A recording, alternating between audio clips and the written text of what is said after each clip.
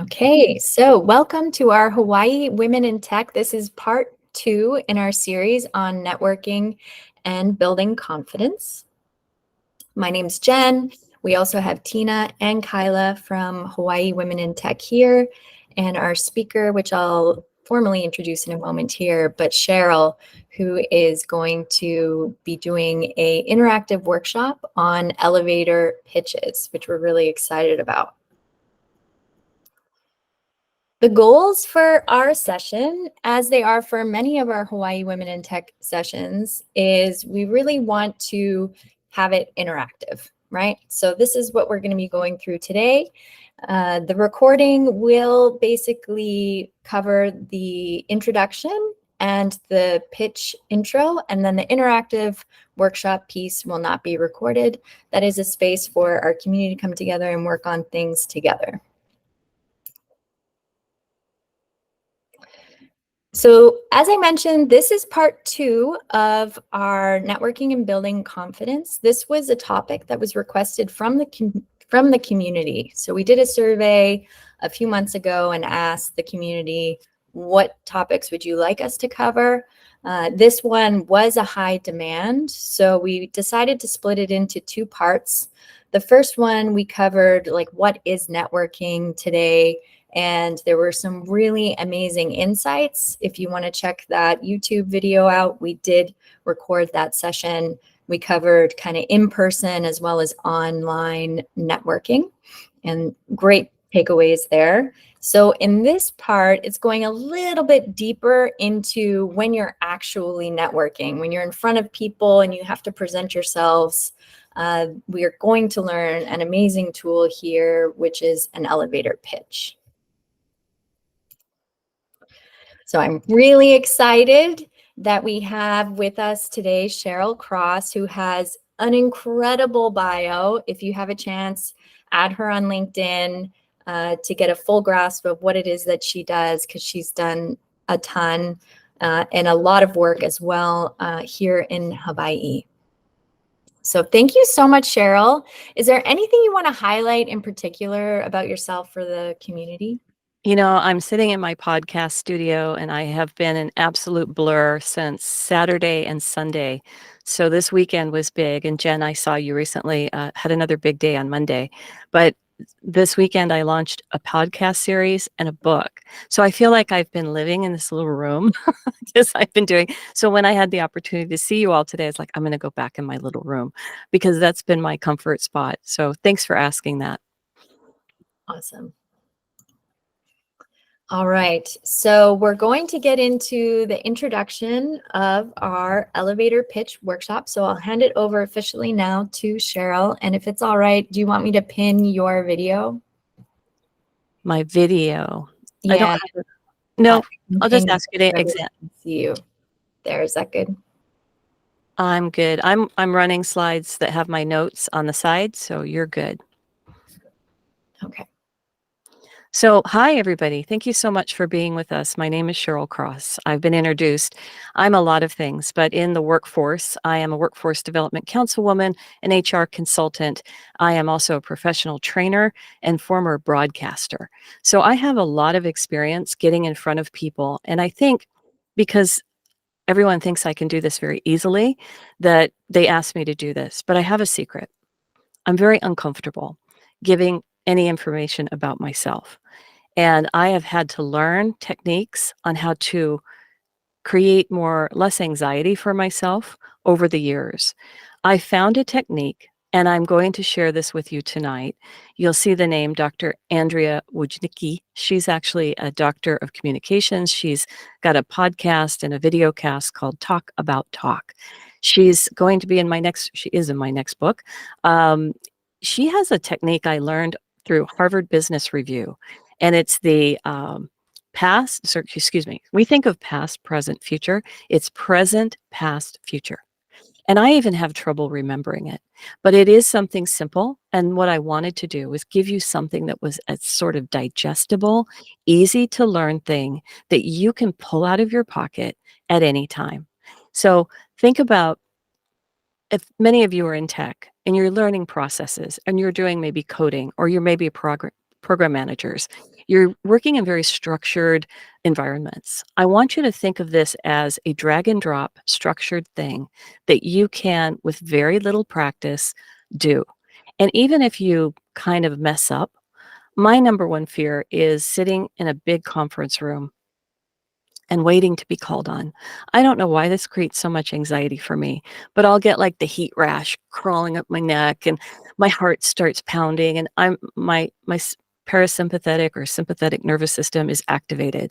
And everyone looks at me like, "Why are you so nervous? Are you okay? Are you going to pass out? What's going on?" It's like, so I needed to learn something that was easy for me so that I could focus on the people that were talking. And then that way I wasn't caught off guard and I wasn't sitting there thinking, am I going to say this? Am I going to say that? Because then we lose our concentration in the room. So, why is this important for women in tech? I've been working as a recruiter and an HR consultant in the engineering field for over 20 years. I've been working with women and minorities and people of color. I'm a diversity, equity, and inclusion and belonging expert, and I teach corporations how to become more engaging and inclusive. Why this is important is this is a tool. This is a tool for you to level the playing field. There's a lot of assumptions, I believe, about women in tech. If you're quiet, you should be quiet. If you're outgoing and not quiet, you should be that. But just like everyone thought I should be comfortable because I own professional equipment, I do professional things, that's not the case. So this is really important for you to have as a tool, let's say, in your toolkit. Next slide, please. Get a mine.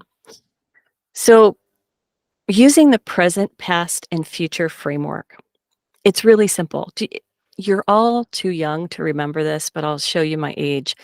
In the 70s and 80s, there were things called Mad Libs. And Mad Libs were these little booklets, and we could get them at 7-Eleven. And I love these. And I had one for years, and you just fill in the blanks. Just fill in the blanks. A lot of my trainings are like this because I think it's easy for you to remember this.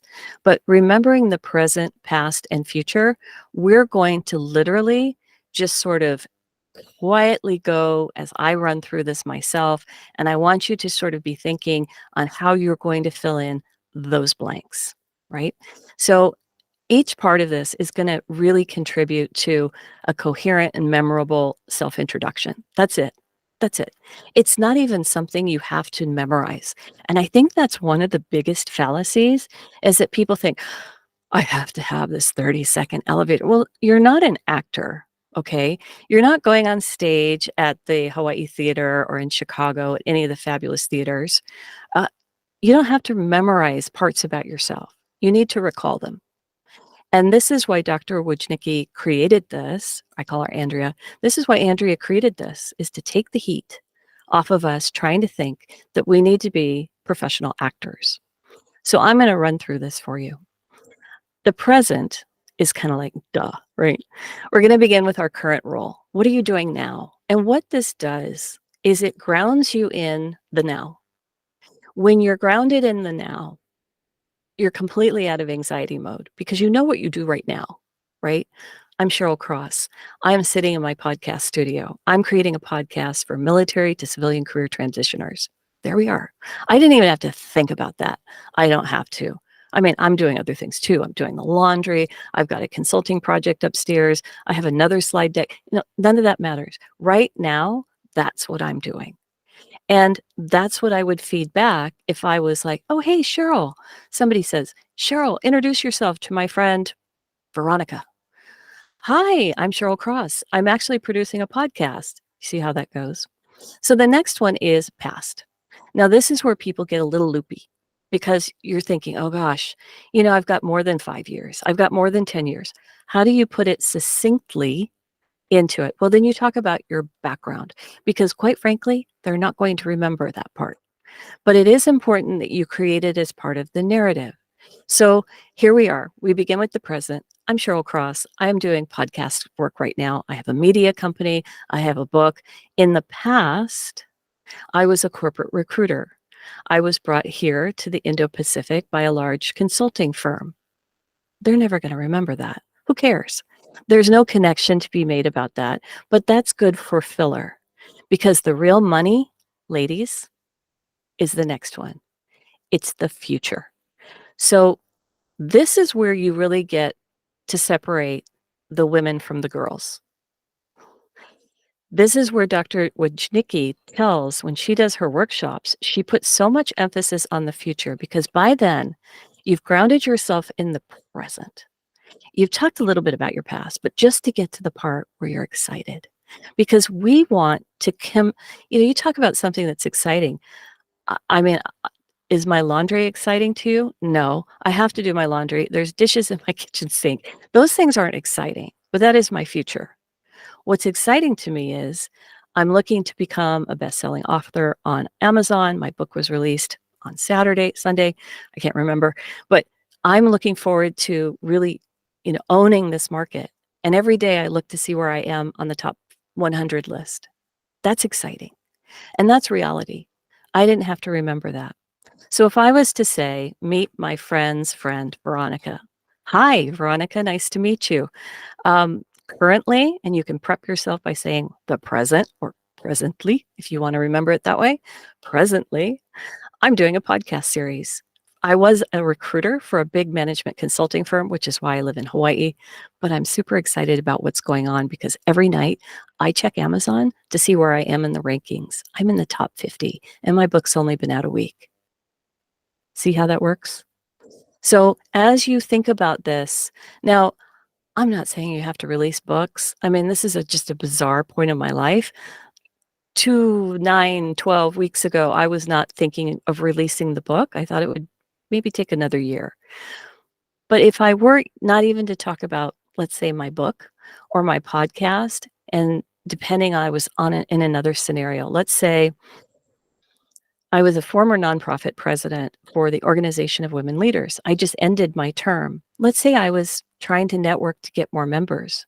Well, I'd probably talk about that rather than my book or my podcast. Because if I'm trying to get membership to an organization, I don't think they're going to go check out a podcast on military to civilian career transitions, So you kind of have to know your audience. And we'll go through that as we go into the quiet portion, as we do the one-on-one, which will not be recorded. So let's go through this again, given another scenario. I'm going to begin with the present. Hi, I'm Cheryl Cross. I am the former president for the Organization of Women Leaders. Before, I was just a board member and just a member. But what I'm excited about is after COVID, we stopped doing all the things online. We're meeting at the Pacific Club and the Oahu Country Club. And I look forward to those every other month meetings like nobody's business. Now, would you join? Would you want to join? Am I excited enough? I'm kind of just reciting like a script, right? Because I'm kind of searching. But if I really wanted to, pack a powerful punch, I'd say, hey, Veronica, I've heard so much about you from Jane, whoever. I'm excited to talk to you. I currently just left my position with Al, but I've served as president for the last year. That's the past. And I'm excited because the new president is going to be taking this into a new realm. This is an exciting time. I mean, we had the lieutenant governor, you see where I'm going. So you're going to be generating excitement based on what you need from that person, if you know. Let's say, I'll give you one more. Let's say I'm looking for a job and I'm at a networking event. Let's say I'm sitting at the Sandbox and I know that somebody wants to introduce me to their boss because they want me to work for them. So a very formal introduction. This is my friend Cheryl. She's looking for a job.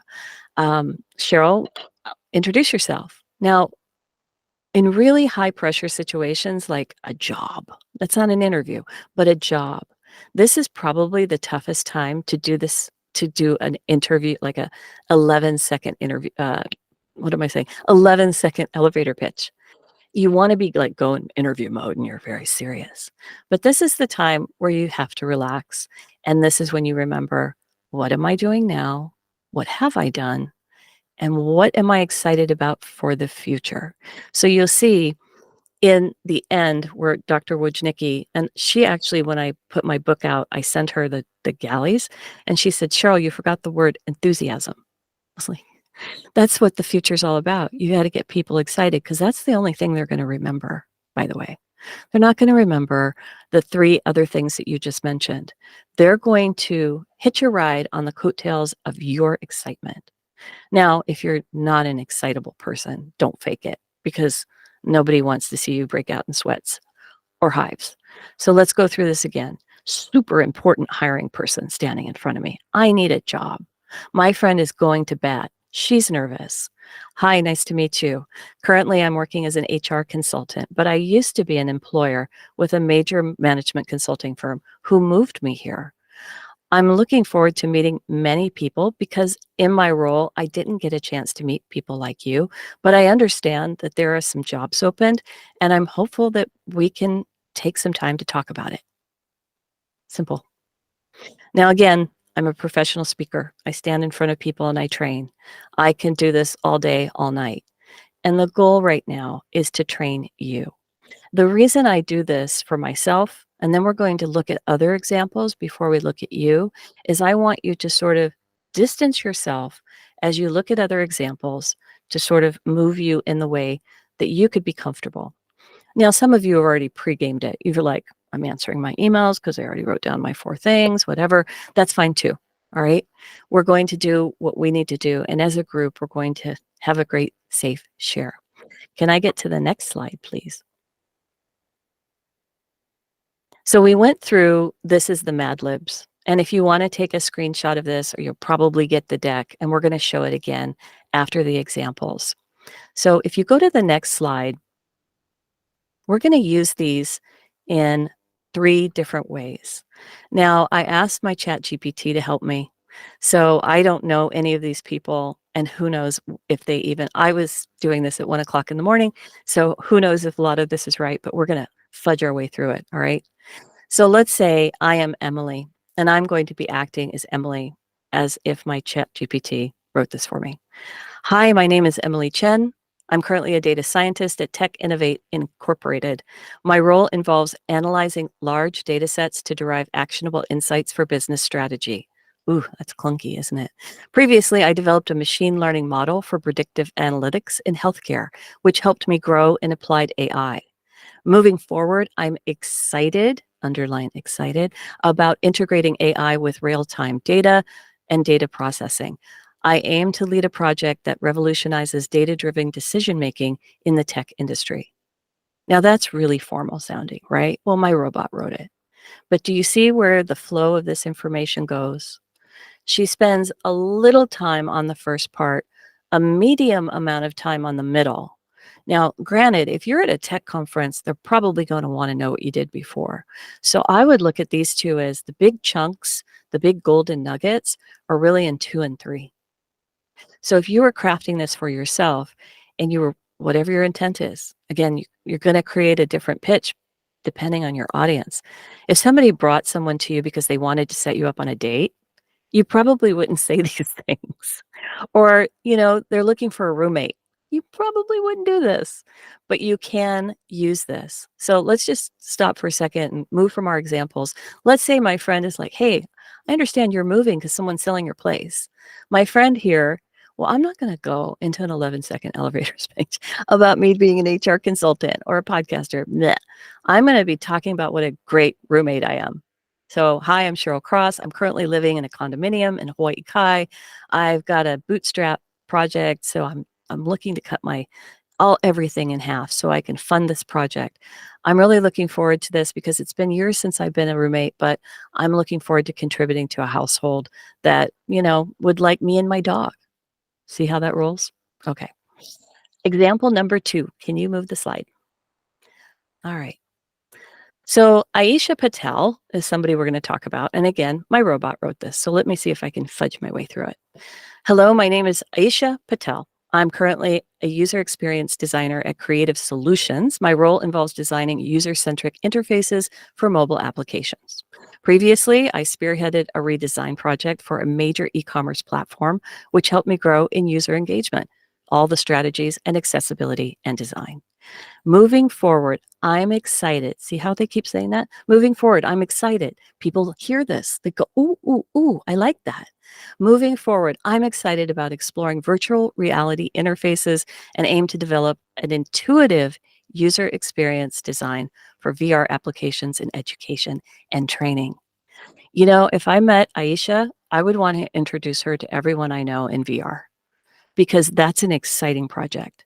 And if I could not read from a script, and this is something I'm working on, it would be like that would be where the conversation went. Oh, you're doing that too. I know somebody at Teach for America in the Innovation Lab is doing something like that. So again, elevator pitches are not there to be your kunchunk, your stamp, pachoop. It's to get the conversation going. It's to get you from point A to point B. So the whole intention of this night tonight is to engage you in a very different way. And soon we're going to be working on a one-to-one. I'm going to be calling on the women in tech leaders to start because that gives us all a chance to not participate if we want to. But let's go to the last example and then we'll start working on one-on-one. So Laura Smith is our last. And you can read this along with me, but I'll try and act it out. Hi, my name is Laura Smith. I'm currently a software engineer at FutureSoft. My role involves developing and maintaining cloud-based software solutions. Previously, I was part of a team that successfully migrated legacy systems to the cloud, which helped me to grow in cloud computing and cybersecurity. Moving forward, I'm excited about working on scalable, secure cloud architectures, and I aim to specialize in cloud security to ensure robust, you can tell AI wrote this. This is so big. I would never say all this. To ensure robust protection for our clients' data. All right, that's a mouthful. Again, a language model wrote this. But maybe part of our exercise when we go one-on-one is to have you start with your chat GPT or whatever AI you use. Go ahead and go to the next slide, Jen. So this is what we're going to be working on. And I just want to say, for those of you that are watching before we turn off the recording, this is something that does not happen automatically. But the reason that Jen and I kind of brainstormed about this, I just want you to create something that works for you. And if you have to stand in front of your bathroom mirror and do it when the family is not watching or listening, that's fine too.